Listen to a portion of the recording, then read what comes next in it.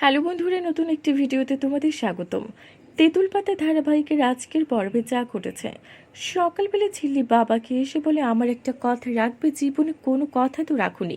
বাবা জানতে চাইলে ঝিল্লি বলে, আমাকে 5,000 টাকা দেবে। বাবা বলে, দিতে পারি, কিন্তু পালিয়ে যাওয়ার কথা আর একবারও ভাববে না।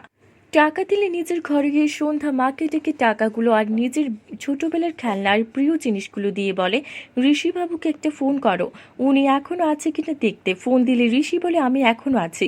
সন্ধ্যা মা বলে, আমি আসছি তোমার সাথে দেখা করতে। ঝিল্লিমা কিছু পাঠিয়েছে তোমাকে দিতে।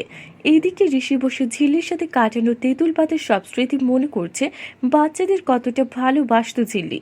এইদিকে ঝিল্লির সব প্রিয় জিনিসগুলো দিয়ে দেয়, আর সন্ধ্যা মা এসে ঋষিকে বলে, ঝিল্লিমা একদম ভালো নেই, আর ছোটবেলায় হয়ে যাওয়া সব অন্যায়ের কথা ঋষিকে বলে। ঋষি শুনে বুঝতে পারে ঝিল্লিকে বাচ্চাগুলোকে ভালোবাসত।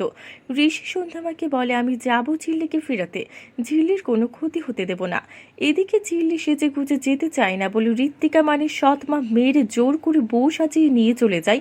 এইদিকে ঋষি চলে এসেছে ঝিল্লিকে তেঁতুল পাতায় ফিরিয়ে নিতে। কি হবে এবার, সবটা জানতে সাথেই থাকুন। ধন্যবাদ।